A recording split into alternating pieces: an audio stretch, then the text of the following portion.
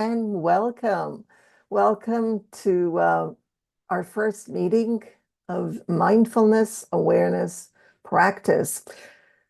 Wherever you happen to be, feel free to add to the chat box your comments, questions, or you can network.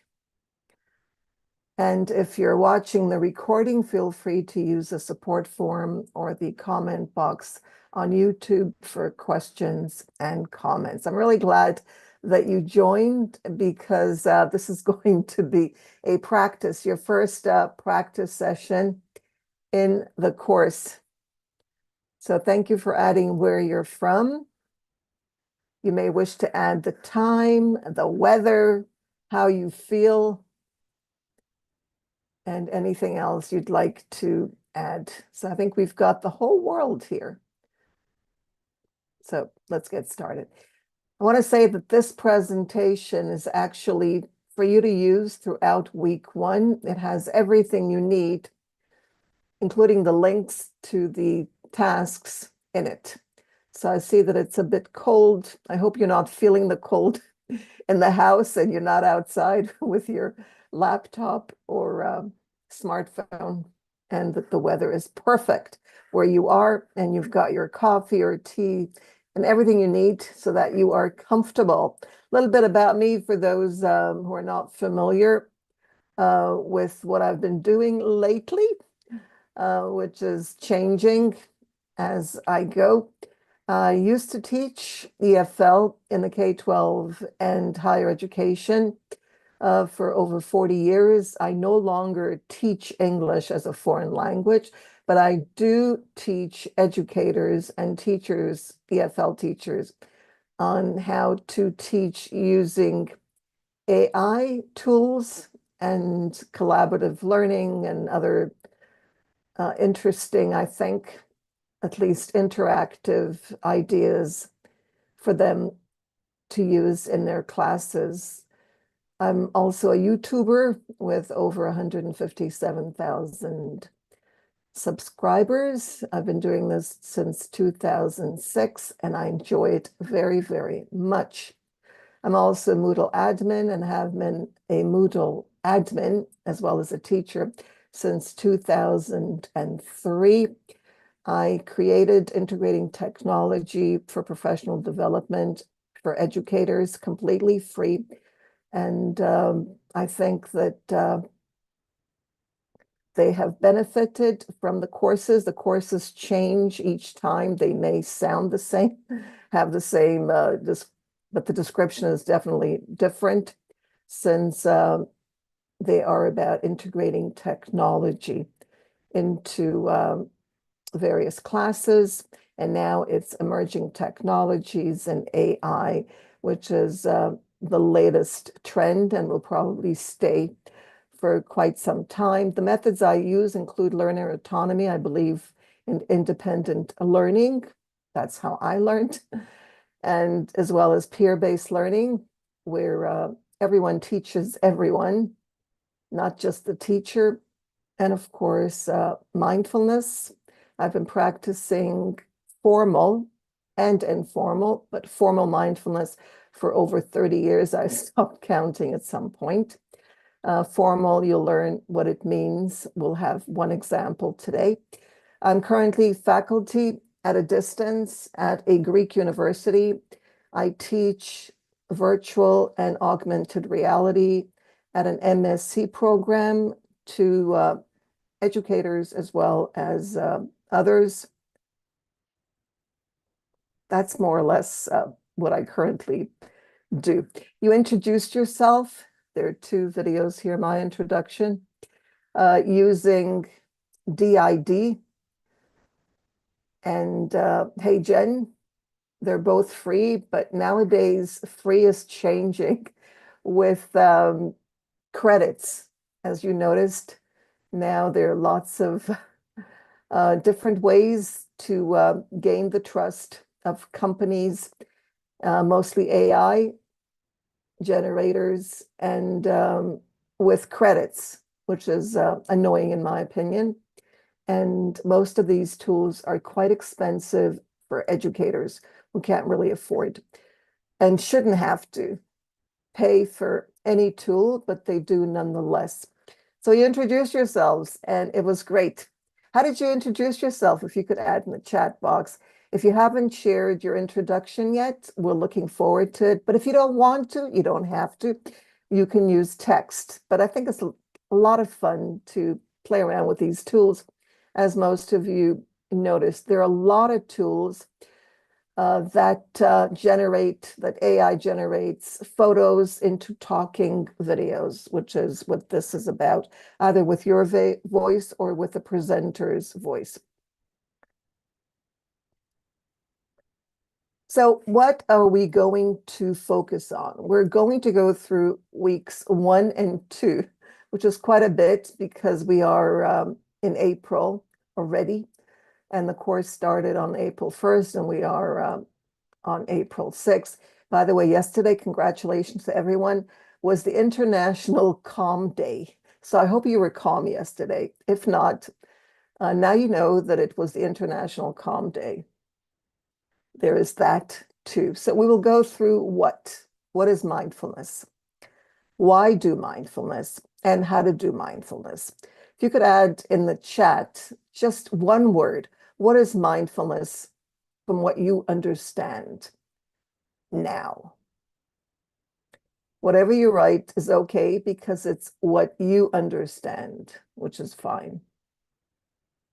Okay, so you didn't know that yesterday was the International Calm Day. They need to have a day. Centeredness, I feel better than before. Self-awareness or being self-aware. One word, cope. Thank you. One word makes it, less of a test because whatever you write is going to be right. Presence, professional, self-identification in the moment, more than one word, but okay, I'll take that as one. Anything else? Feel free to add as you think of them. Better, aware, attention. All right. So why? Why do mindfulness? If you could, one word, to wake up. That's correct. Awake, optimism, cope, relax.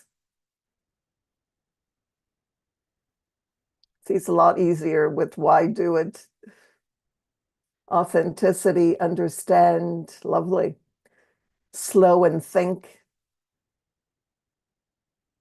Mental health, focus, purposefulness, mindful. Great. Change weight, positivity, lovely. All right. So you got something because they're all correct. All right. So how? How to do mindfulness slowly? Opposite of mindlessness. Thank you for that. That's true. Practice. Meditation, breath, calmly.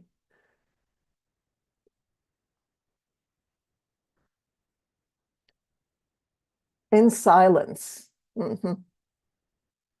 Okay, good. Okay, so that's the how. Very good. So we don't have to go on. Improve focus. Try to do each moment.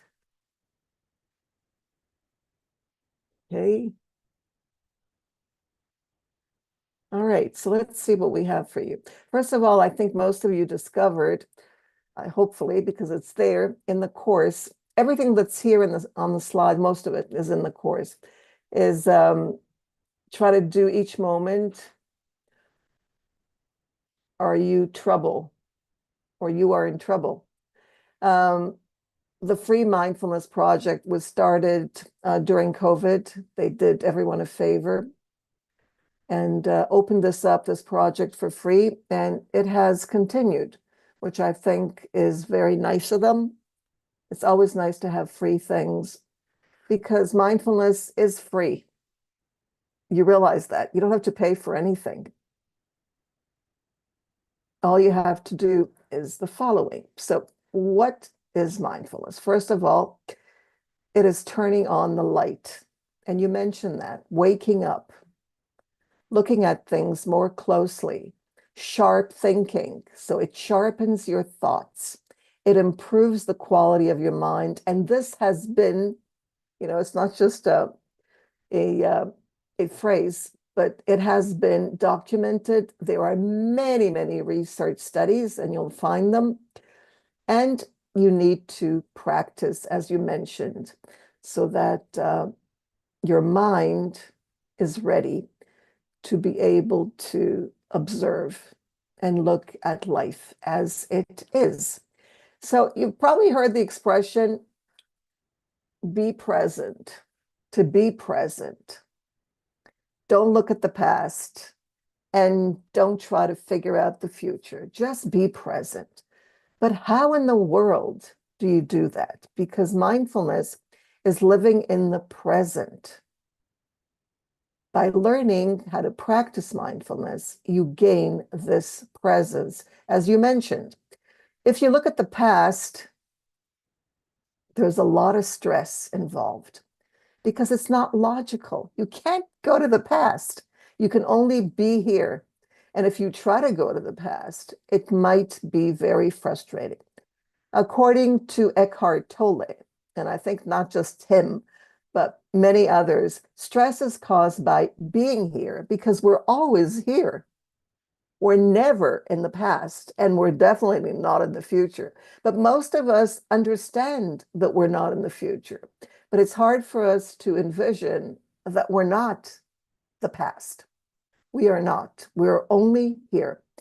But the fact that we want to be somewhere else, either in the past or the future, well, we're here, I'm here talking to you, but I may think about other things that are not here and now. So right now, are you here or are you also thinking about somewhere else? It doesn't have to be the past or the future. It just could be doing something else. In other words, it's not facing reality. It's daydreaming or thinking about somewhere else. And that is the problem. And that's where frustrations and stress comes in. Every time we are not facing the present, and it could be anything. So what happens when you do go into the past? You get anxious. You start thinking, oh no, what's going to happen? What if this happens? What if I do this and then this happens and then this will happen and then that will happen? In other words, you go into this loop of ruminating about the future, which brings anxiety. Being in the present means that you are where you should be. And if you've heard um, the video in the course with John Kabat-Zinn, he mentions this, that it's natural to think of the past and it's natural to think of the future. What we are doing to ourselves is very, very normal. That's how we were made. The point is to practice and change that. And when we do, when we are in the present, every single second of our lives, which is very, very hard to do, but worthwhile, we gain equanimity. We are balanced. We are efficient. We're happier, believe it or not, without a reason. We just are. We're very positive, and you mentioned this. We are resilient. If something happens, we manage. We face it. We don't try to run away from it and think of another time in the past when things were better or the future where things could get better. We just face it and we are resilient as a result. We are aware of ourselves because we are with ourselves in body and in mind. And for some strange reason, and this has been researched, but nobody really knows why, we become more compassionate. We see others and love others, appreciate others, and get along with others a lot better without any frustrations. We accept them as they are. And accepting people who have different ideas and not getting annoyed by their different ideas, we become compassionate and, of course, happier because we're not fighting anybody. And we become more creative. And, of course, our health improves because we all know that being calm and focused and not trying to change things makes them a lot better and improves our health. So these are the benefits of being in the present. Well, we have to remember, and we do this, we gain this understanding, and I think understanding was also mentioned through the practice of mindfulness, that we're not in charge. We cannot control our surroundings. Things happen and we're not in control. We cannot make things go away. Go away. I don't want you here. I don't want to have this pain. Go away, pain. Or I don't want this to happen to me. Go away. We're constantly trying to push things away because we don't want them, and rightly so. But by doing that, we are causing ourselves more harm than good. So it's important to realize that we're not in charge. And this comes, as I said, as a result of practicing mindfulness. Somehow we become more aware of reality and the fact that we're not in charge, which is super important. And that things happen, we cannot ignore what happens. It happens. And that we have choices. We can decide whether to accept things as they are or fight them. But it's up to us. And we may not like the circumstances and things that happen to us. We don't have to like it, but fighting it is just going to make it more stressful and worse, in fact. So again, mindfulness does the following. It gets rid of all the commentaries that are constantly going through our brains. And trust me, we're all the same. We all have commentaries. I like this. I don't like this. This, I prefer this to this. I didn't like what she did. I liked what she did. We're constantly evaluating situations and people, whether we like it or not. It happens. So mindfulness helps with that. We are constantly looking at things as we wish them to be instead of facing them as they are. And we might know this, but we don't know how to get away from it. We don't know what to do. We realize that we're doing this, but how do we stop it? How do we stop the commentaries? Well, according to mindfulness, you don't stop it. You don't stop any of these things because remember, you have no control. So the minute you realize that you have no control and all these commentaries are just thoughts that are not real, you soon realize that it's okay. And through mindfulness, you look at the commentaries, you view everything as if through a microscope. You don't tell your pain to go away, you face your pain. The minute you face pain, suffering goes away because the problem is not the pain itself.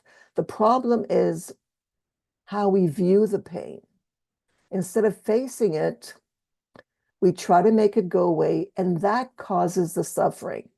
It may seem ridiculous, but that's what happens in reality. And once you begin practicing mindfulness, you learn not to let pain cause suffering. Nobody died of pain. So thinking about it and letting it rule you doesn't help at all. So how are we going to get out of this? What are we going to do? Well, first thing we're going to do is realize that our thoughts are not real. That's the first thing. And we don't need to take them seriously. And that means that other people's words and thoughts don't have to be taken seriously either because they're their thoughts. So first of all, thoughts are not real. They're like bubbles. You can blow them up, but once you stop, you know, playing with it, they're gone. They don't stay very long. And if you notice, if you pay attention to your thoughts, you'll notice that they don't last.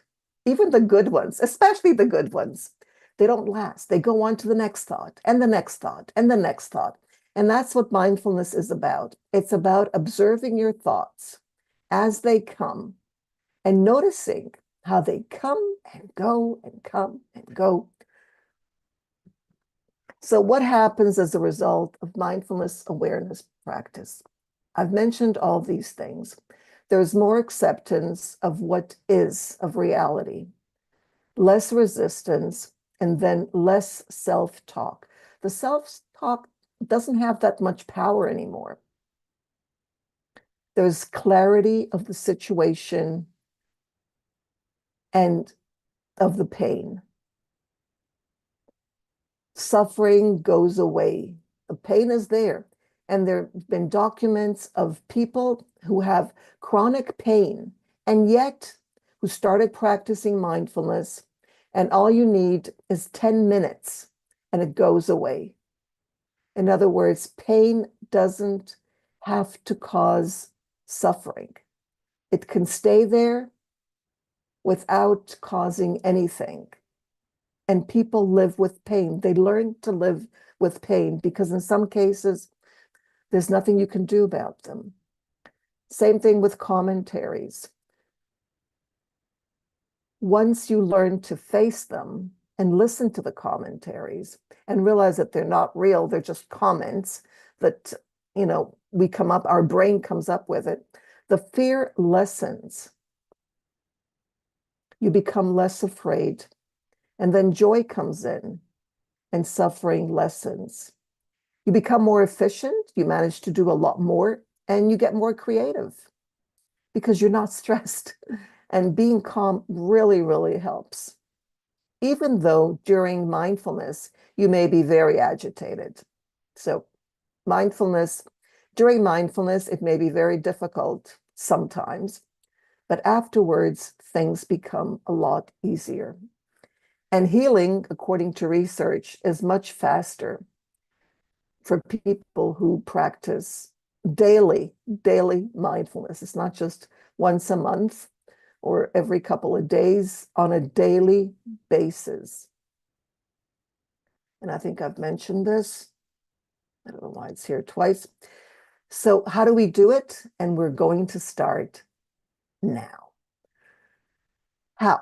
First of all, there are different kinds of mindfulness. There's formal and informal. The formal is sitting. You sit with yourself. And let me ask you this. Have you ever sat with yourself doing nothing?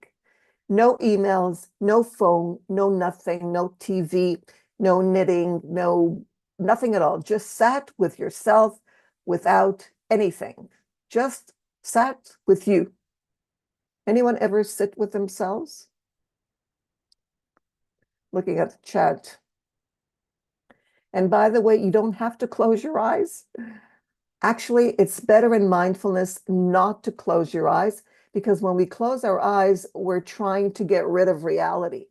But having your eyes open is facing reality. And that's what mindfulness is about. It's about facing it. So eyes shut or not shut, it's up to you. You can have eyes open or shut. Maybe at the beginning, you'll feel more comfortable with your eyes shut, but after a while, after you've been practicing, you'll notice that your eyes start opening. And that's when you'll start seeing things as they are and not fighting reality. And it's not being passive, it's just being realistic. And of course, during activities, while you're washing the dishes, instead of thinking mindlessly while you're doing the dishes, you could actually enjoy doing the dishes. And that's the idea, to be present while you're doing the dishes, or accidents may happen. That's the downside of not being mindful. Things can go wrong. Things happen when you're not present in your body when your thoughts go somewhere else. So walking, a lot of people trip. Why do they trip? Because they're not there. They're walking, their body is walking, they're on automatic pilot, and doing things automatically is risky. It's taking a risk. So while you're walking, you could be mindful of walking. Mindful walking means that as you walk, you know you are walking. You are in your body. You're not in your head. Thinking about what you're going to do tomorrow and what you did yesterday and what she said and what he said and how it went and didn't go and what's going to happen or not going to happen with this and that. So walking, you're only focused on walking. And if you're driving, you better be focused only on driving and not on autopilot, so to speak, when you're driving. Washing the dishes, as I mentioned, talking. Try to be with yourself as you talk. I'm talking to my screen. I'm aware of the fact that I'm talking to my screen. I know that you're there in your homes. I realize that. But this is not something that is real. Okay? This is a virtual room, which means that you're not here with me, really, in reality. Okay? I'm here alone in my room looking at my screen. And you are in your room looking at the same screen. Maybe you're looking at me, but I'm not seeing you. So talking, if you're talking to someone face to face, this is very important to be with them. And then you could listen to them and they can listen to you. And you'll notice the difference, by the way, when you start practicing daily mindfulness, that your environment changes. People react differently to you. They listen to you and you listen to them. There's a different interaction. And with your loved ones, you'll notice with your children, your family members, your husband, spouses, in my case, husband, um, and casual work, whatever you're doing, boring things, if you start being with a boring activity, you'll notice the difference. And disagreements, of course, be there with the disagreement. Don't start thinking about what you'd like to say, what you didn't say. Just listen. So how do we start? First thing we do, let me know in the chat if this is the first time you have done a mindfulness guided. We're going to do guided mindfulness practice. Is this the first time? First?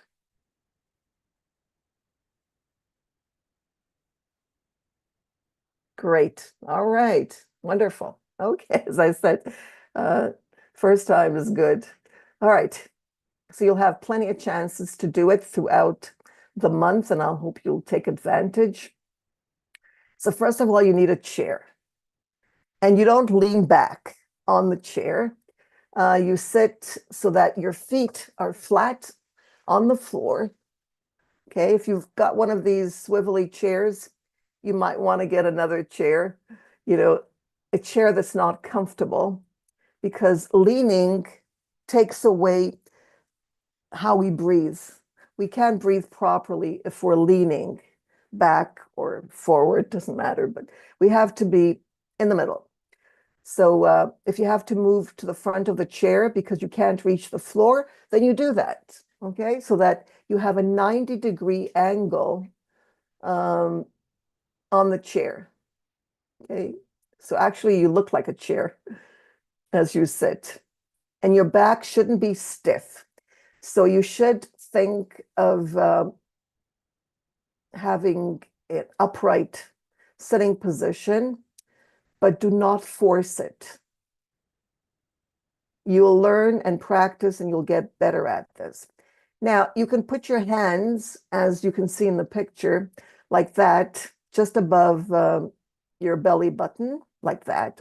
If that's comfortable, you can put your hands on your lap, but do not raise your shoulders. Okay, the idea is to have shoulders down and the hands, they could be at your side. or on your lap. Best place is on your lap. Okay, everybody ready? Let me know if you're ready. You can see them in the photo here with their eyes closed. You can close your eyes or leave them open. If you leave them open, kind of look straight in front of you. Don't try to focus on anything. Mindfulness is different from other kinds of meditations because we do not try to control. That's the idea. Not to control anything, not your breathing, nothing, not your thoughts. It's to learn to practice actually and strengthen your mind so that you only observe whatever comes up, whatever thoughts or pain or whatever comes up. All right?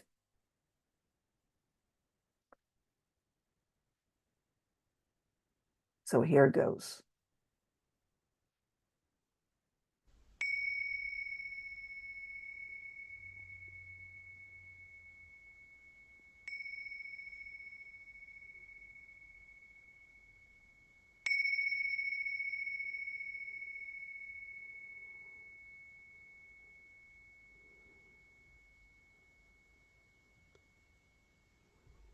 So establishing yourself now in a sitting posture that embodies wakefulness and dignity, either cross-legged on a suitable cushion and mat on the floor, or on a meditation bench or a straight-back chair, allowing your head and neck to be balanced on your shoulders, and the whole of the torso to be erect but not stiff. Placing your hands on your knees or together in your lap in a comfortable way, and allowing your shoulders to be relaxed and dropped. Letting your pelvis provide a stable base to support your upper body, aware of the sensations of contact with the cushion or the chair. In other words, as best you can, sitting with the qualities of a mountain, fully present in the body, stable, grounded, and with an element of uplift to the posture itself. And when you're ready, becoming aware of the fact that you're breathing, bringing your attention to the belly as it expands with the in-breath and deflates with the out-breath, or to the passage of air in and out at the nostrils, or anywhere else that the breath sensations are accessible and vivid for you, and just feeling the breath coming into the body and leaving the body.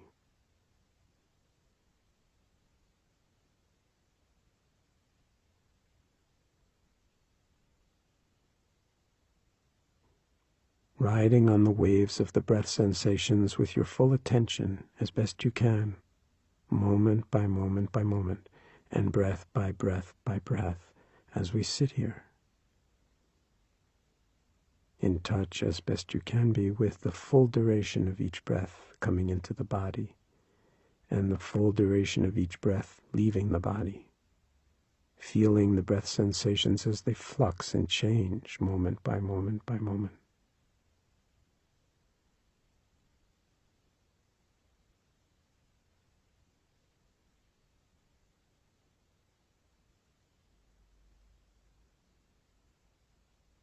It's best if you can stay with the breath at a particular location in the body for an entire practice period.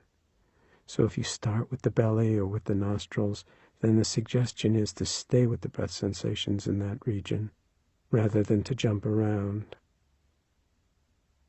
In that way, we are cultivating a greater intimacy and familiarity with the breath, and a greater stability of attention.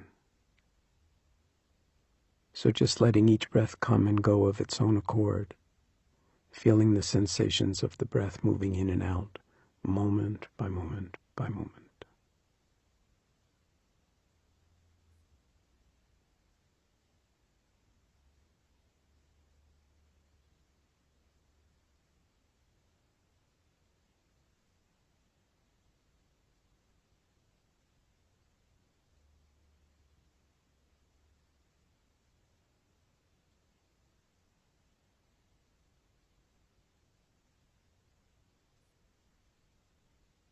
Of course, you may rapidly discover that it's not so easy to keep your attention on the breath. It doesn't take long to realize that just as in the body scan, the mind has a life of its own and will invariably take off into the past or the future, planning or worrying, liking or disliking, daydreaming or reverie, impatience or boredom, or even sleepiness. This is totally normal and not a problem at all.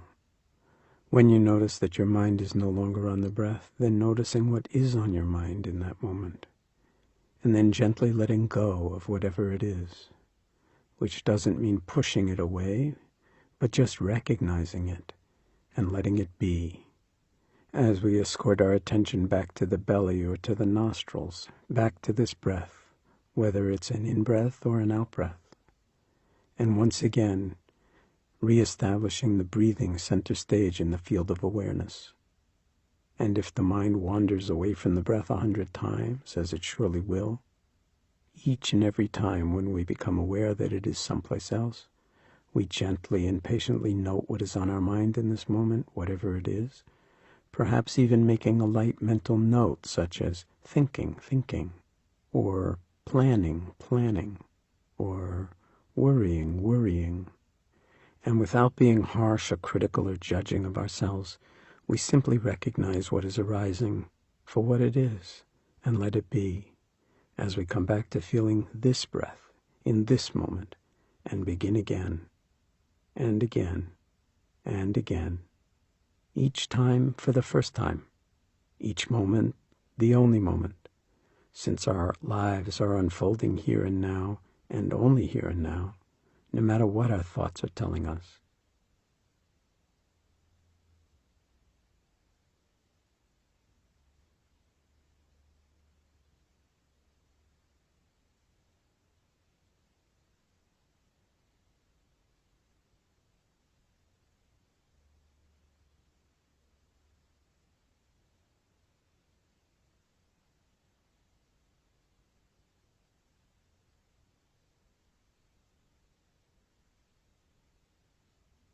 Since it's in the nature of the mind to wander, it's not that you are failing at meditation if your mind doesn't stay on the breath.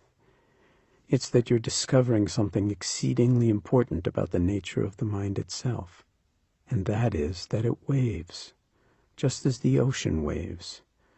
So it's never a matter of putting a stop to it, trying to shut off your thinking or make your mind go blank, but rather familiarizing yourself with the nature and the ways of your own mind, and cultivating a deeper intimacy with it through gentle observation, grounded in an awareness that is bigger than thinking, and wiser than thinking, and usually kinder than thinking, an awareness that grows out of our bringing the mind back to the breath gently but firmly over and over and over again, allowing each in-breath to be a new beginning, and each out-breath a complete letting go.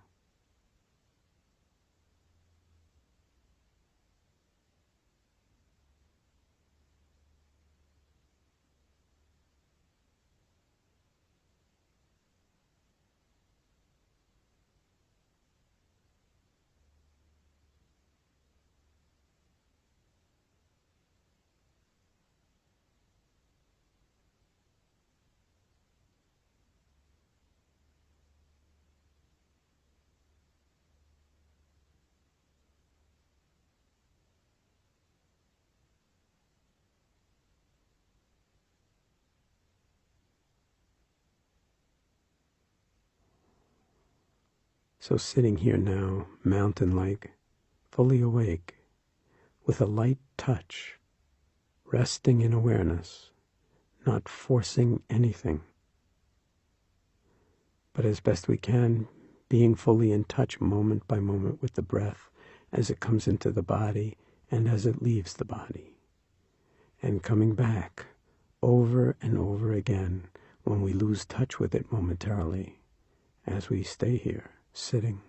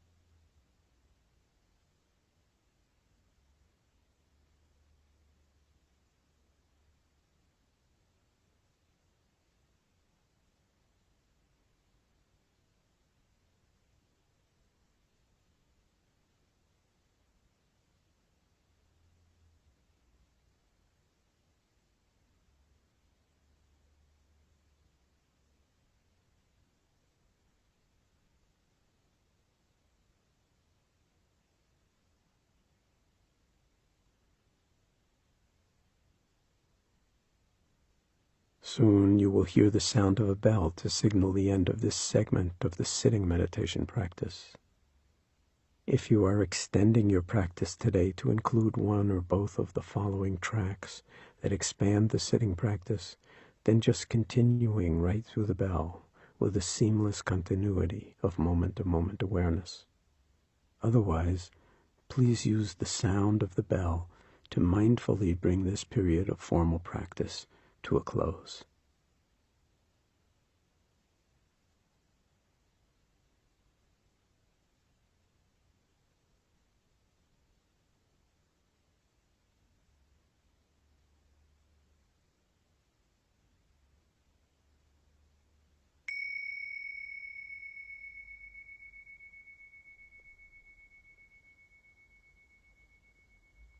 So that was either your first practice or you've practiced before.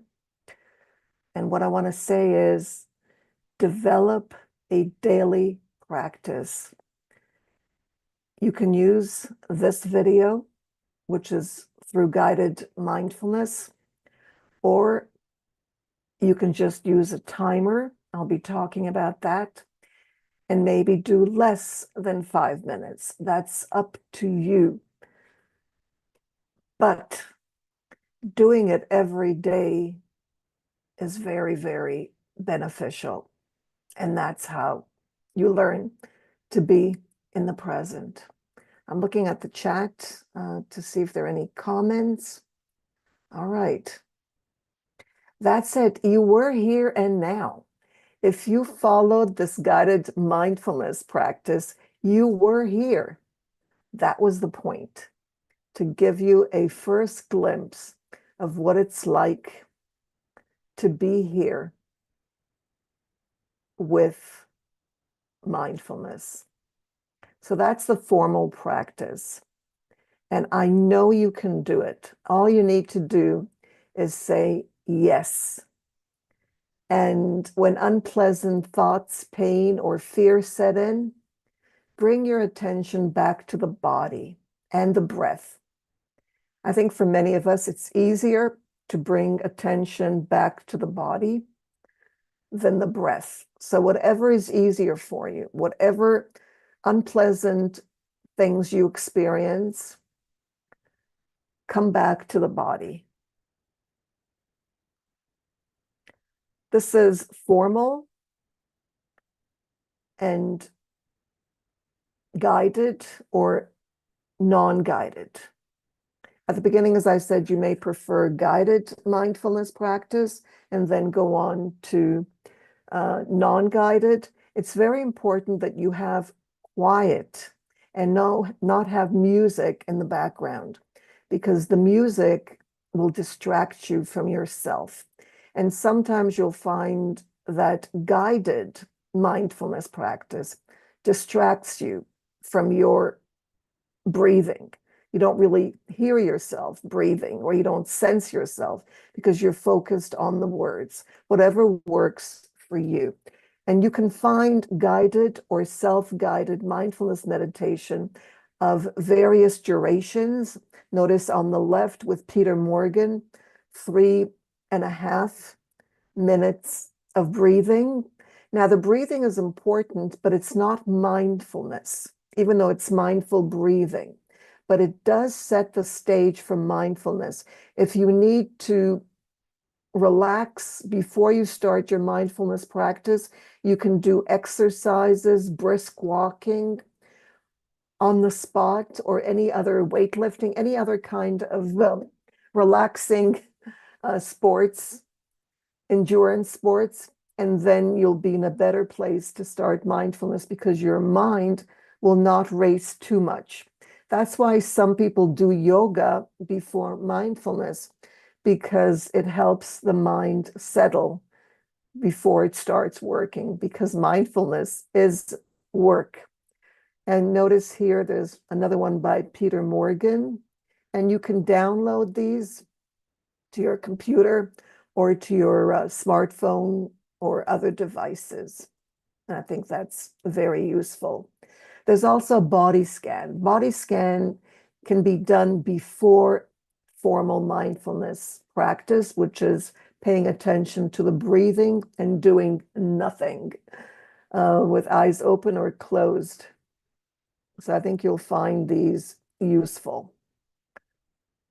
And notice there are longer ones if you're more experienced, but don't jump too fast. Okay, do it one step at a time.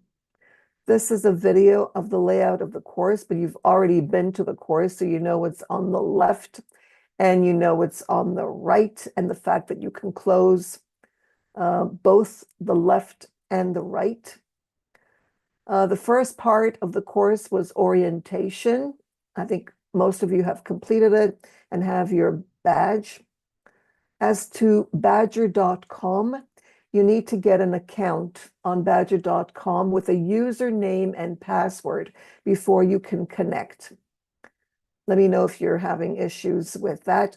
Also go into your profile, which I think you've already done, and make sure the name appears as you wish it to appear so that you can get your certificate with your desired name. Make sure that you select your time zone, select your country, which you had to do anyways. Now, notice here when you connect your backpack, because the badges will disappear after the course, you need to have it in your backpack. In order to connect, it says Badger IO, but actually you have an account, or you need to have an account on badger.com, which is now owned by Canvas. So this is what it will look like after you connect. In order to connect, notice here, you need to have an account with a username and password. You go into backpack settings, and then you connect by getting your email verified, and that's it. You'll get an email verification, so check your spam box. You create your account, notice on badger.com, which is US. If you have an account and you've logged in using Facebook, Google, or any of these services, don't use them because they do not use you don't have a username, in fact. You go into create an account, or if you have one, you ask for forgot password and you'll get another password. And then you will need to verify the code. Notice Canvas now owns badger.com, and that's how it's done. And then all your badges will appear in your backpack, and you don't have to worry about losing them. All these badges have baked codes in them, so they're useful for something. And again, these are my badges. This is the email that you'll get every time you get a badge. How many of you got email notifications that you got a badge? Let me know in the chat. Did you get email notifications? Because you should.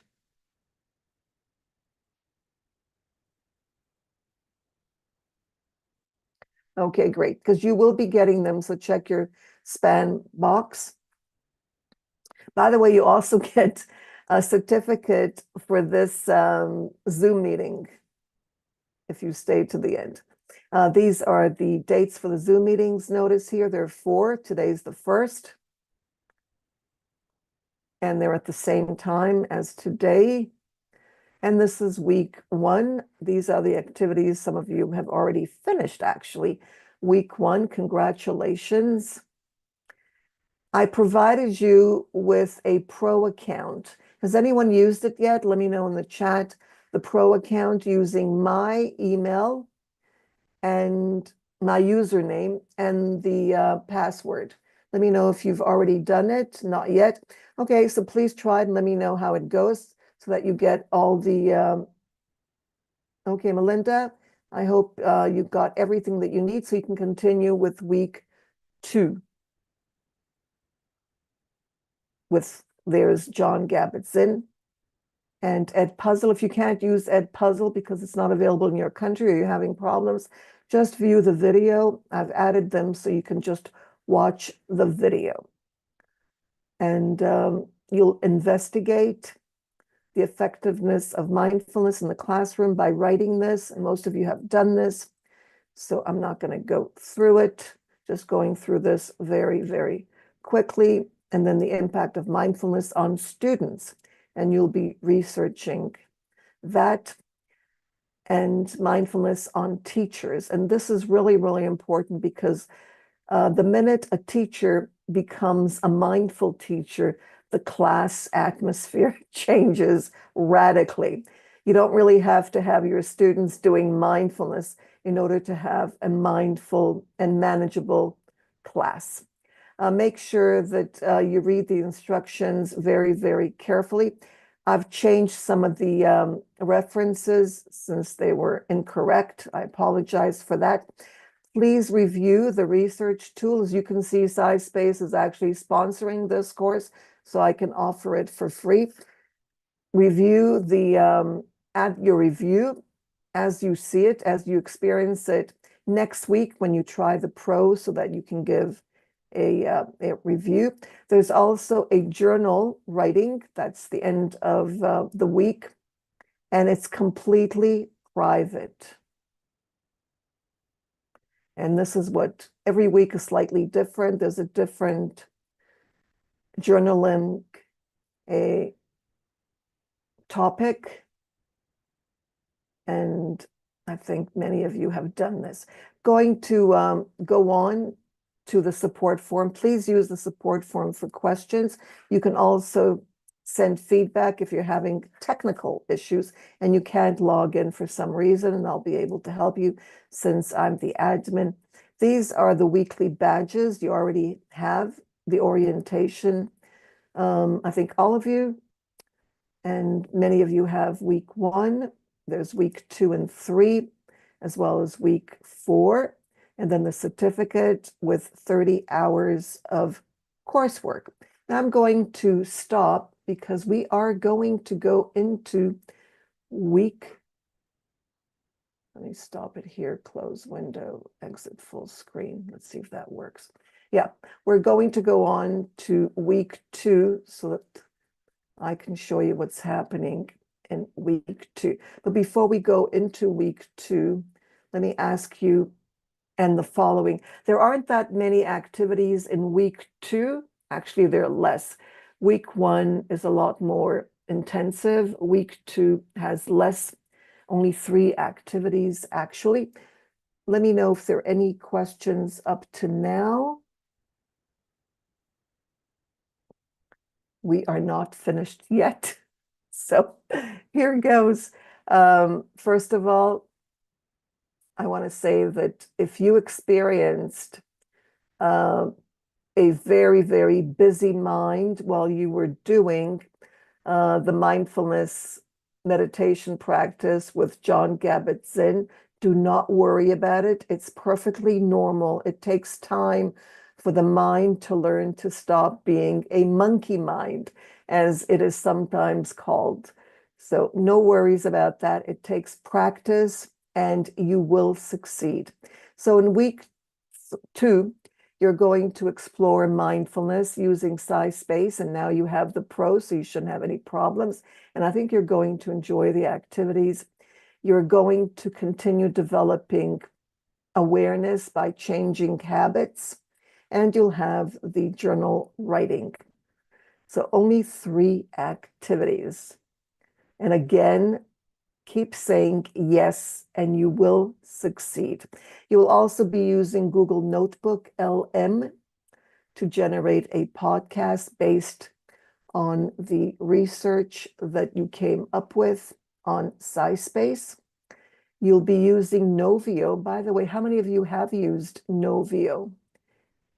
It's quite different from Canva, but you can also use Canva and create interactive slides, about 10 slides, no more, based on your findings. You can also use the AI tool that I developed called Mindfulness Awareness Practice. It's an AI tool that will help you. I think some of you have already used it. Let me just see if you've used Novio before. Yeah, I think you've used it, Lucy, because I have used it in the past in my courses. And the most important thing for teachers, I think, is burnout. And there's a lot of research on that. Maybe some of you have already read some research on how to avoid it. There is a step-by-step follow-up instructions, follow it to the letter on how to do the activity on the research in week 2 with Google Notebook. Okay, all these are the instructions. We're almost finished.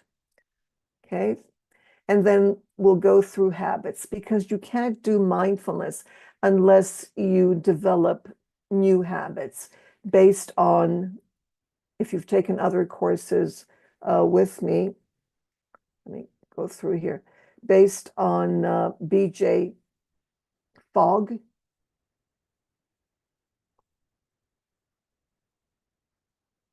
And the journaling, as I said, these are the questions for week 2. It's a private discussion forum where only you and I can see your responses. And this is a chance for me to work with you one-on-one.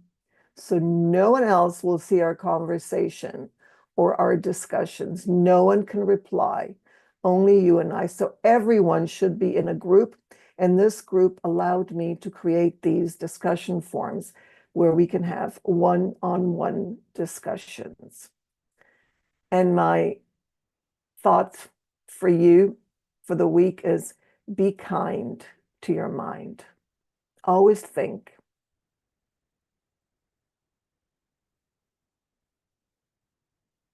And this is what Aristotle said: we are what we repeatedly do. Excellence, then, is not an act, but a habit. And keep that in mind. So what happens to us on a daily basis is we live on autopilot, and this has to stop. So more about that next week. So stay tuned. We will be discussing this and our monkey minds that keep wandering all over the place, and how to tame the monkey or the monkey minds. So thank you for being here, and be kind to your mind.